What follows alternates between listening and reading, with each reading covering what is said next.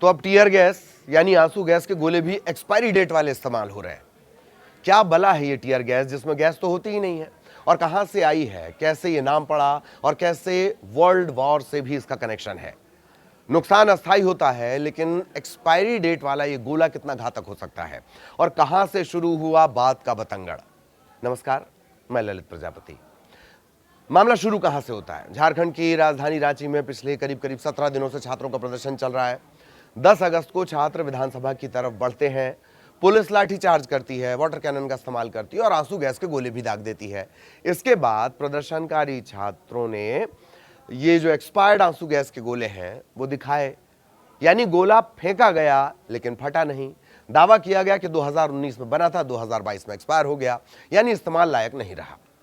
खैर, जहां पुलिस से फायर ना हो पाता हो, वहां अगर गोला पुराना निकल जाए तो क्या ही कहा जाएगा। इससे पहले जंतर मंतर पर प्रदर्शन हुआ, वहां भी गोले एक्सपायरी डेट के थे। तो प्रदर्शनकारियों ने प्रशासन की मौज ले ली और एक वीडियो बना लिया। वीडियो देख लीजिए। हमारा देश किस लेवल का एक्सपायर हो चुका है ये मैं आपको बताता हूँ। अब ये टीयर गैस के गोले हैं जो लोग हमारे ऊपर छोड़ रहे हैं, और इनकी एक्सपायरी डेट 12/25 है। ये लोग कम से कम ये तो कब बिना एक्सपायर हुआ ले आते यार, वैलिड ले आते, ये भी एक्सपायर्ड। अब इससे भी बुरा क्या हो सकता है कि टीयर गैस के गोले तक ये लोग एक्सपायर्ड छोड़ रहे हैं यार। शर्म करो मोदी शाह। बात निकली, वीडियो बना, सोशल मीडिया के चौराहे पर चौपाल लग गई, वर्चुअल पंचायत बैठने लगी। दिग्गजों ने सवाल उठाए तो आंसू गैस सोशल मीडिया पर धांसू गैस में तब्दील हो गई। जानकारों की फौज का रेला निकलने लगा, वैज्ञानिकों का मेला बढ़ने लगा। एक्सपायरी डेट का गोला क्या डेडली भी हो सकता है? नवांकुरित शोधार्थियों से लेकर बरगद सरीखे डिग्रीधारी डॉक्टर सोशल मीडिया के चौराहे पर चिंतन करने लगे। खैर, सवाल जस का तस है कि क्या एक्सपायरी डेट का यह आंसू गैस का गोला कितना घातक हो सकता है। थोड़ा रिएक्शन सुनते हैं। सरकार इतनी करप्ट है कि 2022 में एक्सपायर्ड टीयर गैस हम पे इस्तेमाल कर रही है। ये हमें स्टूडेंट्स नहीं, हमें टेररिस्ट समझती है। तो सिलसिलेवार शुरू करते हैं। सबसे पहले जान लीजिए इसके असर को, लेकिन कोई पूरा शोध इस पर नहीं हुआ है। हालांकि दिल्ली और हांगकांग के जो मेडिकल जर्नल हैं उनकी रेफरेंस जरूर कहीं कहीं मिलती है, लेकिन असर को लेकर व्यापक शोध नहीं हुआ है। अलग अलग जानकारों के हिसाब से इतना तय है कि रसायनों का वैसे भी शरीर पर बुरा असर पड़ता है, लेकिन एक्सपायर होने के बाद या तो असर नहीं करेगा और या फिर बहुत ज्यादा असर पड़ सकता है। ज्यादातर मामलों में पुराने रसायन खराब होने के बाद गंभीर परिणाम देते हैं। खासतौर पर आंख और रेस्पिरेटरी सिस्टम पर सबसे बुरा असर पड़ता है। ऐसे गोले से आग लगने के खतरे बढ़ने की भी बात कही जाती है, क्योंकि ये काफी गर्म हो जाते हैं। पुलिस और प्रदर्शनकारी दोनों के लिए भी ये घातक साबित हो सकते हैं। एक और केमिकल लोचा है, वो ये कि कभी कभी एक्सपायरी के बाद इसके साइनाइड, फास्जीन और नाइट्रोजन ऑक्साइड में बदलने का खतरा बढ़ जाता है। फास्जीन कौन सी वाली गैस है? वर्ल्ड वॉर 1 वाली है, जब इसका इस्तेमाल सैनिकों पर किया गया था। और ऐसे समझिए कि फास्जीन सांस के रास्ते फेफड़े में जाकर जमा देती है पानी, जो जानलेवा बन जाता है। चूंकि एक्सपायर्ड आंसू गैस का असर फिलहाल तय नहीं है, समय आने के साथ इसकी जो प्रभावशीलता है, इफेक्ट है, वो कम हो सकता है, लेकिन फिर भी आंख, स्किन और रेस्पिरेटरी सिस्टम, इनमें ये गंभीर गड़बड़ कर सकती है। एक और बात कि अगर कैनिस्टर खराब हो चुका हो या उसमें मौजूद केमिकल टूटने लगे हों तो जोखिम बढ़ सकता है। इसीलिए एक्सपायर्ड आंसू गैस का इस्तेमाल सुरक्षित नहीं माना जाता। सौ बात की एक बात यह है कि अगर यूज की जा सकती है तो डेट लिखने की नौबत ही नहीं आती। थोड़ा और पीछे लिए चलते हैं। आंसू गैस के इस्तेमाल का रिकॉर्ड जो मिलता है वो 1912 के आसपास मिलता है। फ्रांस में पेरिस पुलिस ने एथिल ब्रोमो एसीटेट भरे ग्रेनेड का इस्तेमाल किया था। सैन्य इस्तेमाल हुआ उसके 2 साल बाद, करीब अगस्त 1914 में प्रथम विश्व युद्ध की शुरुआत हुई। फ्रांसीसी सैनिकों ने जर्मन ट्रेंच पर आंसू गैस के गोले दागे। इसके बाद अमेरिकी रसायनविद, बहुत ध्यान से नाम सुनिएगा, बेन कार्सन और रोजर स्टाउटन इसके पीछे भिड़ गए।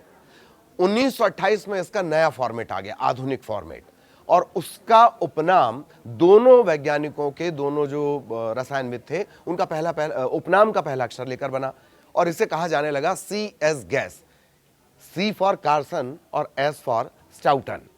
1950 के दशक में ब्रिटेन के पोर्टन डाउन में इसका परीक्षण किया गया और 1959 के आसपास, करीब 1959 के आसपास आधिकारिक तौर पर इसे दंगा नियंत्रण के लिए इस्तेमाल करना शुरू कर दिया गया। अब सवाल यह है कि मैनुअल में साफ साफ लिखा रहता है कि एक्सपायरी के बाद इसका इस्तेमाल नहीं होना चाहिए, लेकिन पुलिस को पढ़वाए कौन, बिल्ली के गले में घंटी बांधे कौन।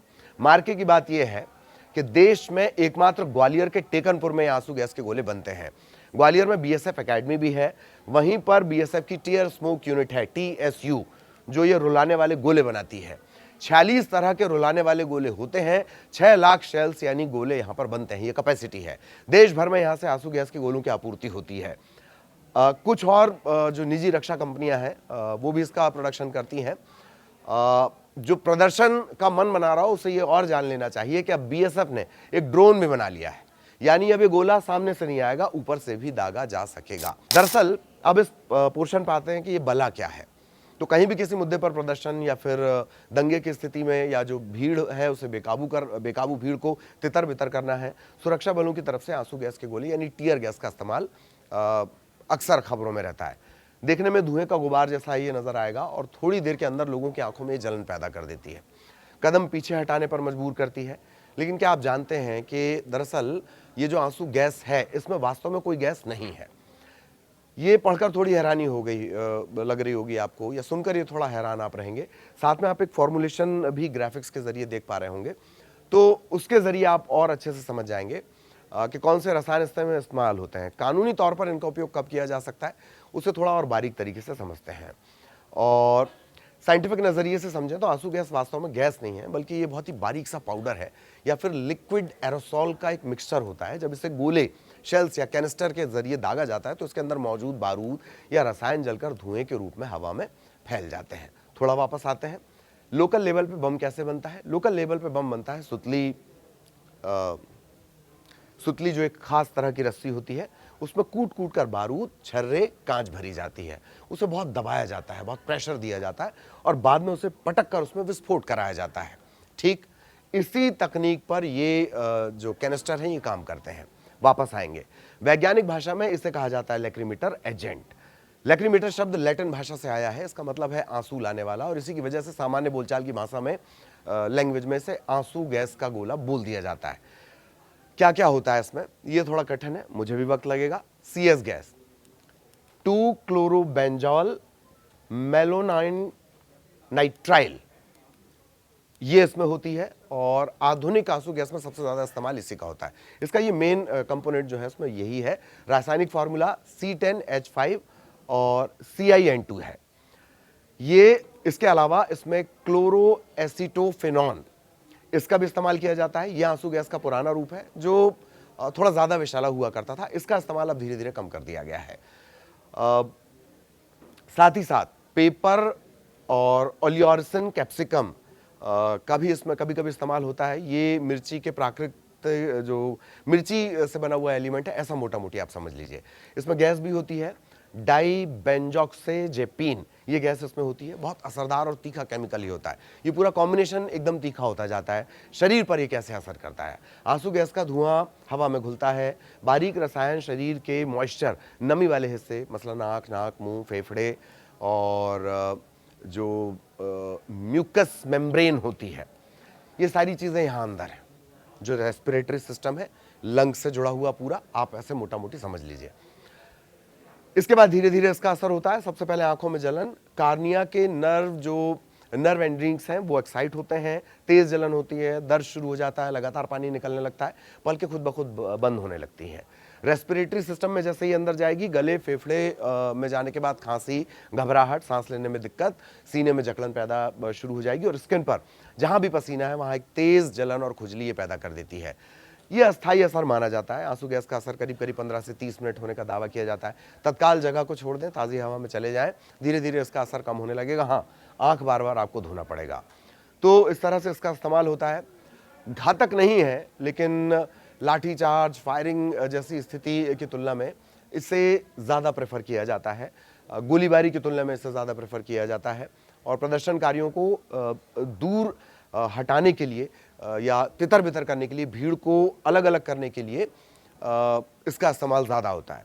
भीड़ को बार बार चेतावनी देने के बाद जब वो हटने से इनकार कर दे, सुरक्षा घेरा तोड़े, VIP इलाके, संसद, हाई सिक्योरिटी इलाका, उपद्रव की स्थिति, तब इसका इस्तेमाल लीगली कानूनन ये माना गया है। आंसू गैस को हालांकि कम घातक माना जाता है, लेकिन ये थोड़ा कभी कभी नुकसान भी कर देती है। बंद जगह में अगर आप इसके संपर्क में आ गए तो दम घुटने का खतरा रहेगा। अस्थमा और सांस के मरीज वो इसके संपर्क में आ जाए तो उनके लिए ज़्यादा घातक हो सकता है। और अगर सीधे आपको शेल लग जाए, वो डब्बा जिसमें ये सारा केमिकल बंद है, तो स्थितियां गंभीर हो सकती हैं, शारीरिक चोट भी लग सकती है। हालांकि ये जो आंसू गैस का इस्तेमाल है उसके तय क्राइटेरिया हैं कि कब आपको इस्तेमाल करना है और कब आपको इस्तेमाल नहीं करना है। तो पहले वार्निंग देना है, वाटर कैनन का इस्तेमाल करना है, उसके बाद आंसू गैस का इस्तेमाल होता है। कैसे ये बनता है, कहाँ से इसकी शुरुआत हुई, ये तमाम चीज़ें आपने देखी। आंसू गैस का ये A to Z था। कैसा लगा आपको बता सकते हैं, क्या कमी लगी वो भी बता सकते हैं। वीडियो देखने के लिए आपका बहुत धन्यवाद।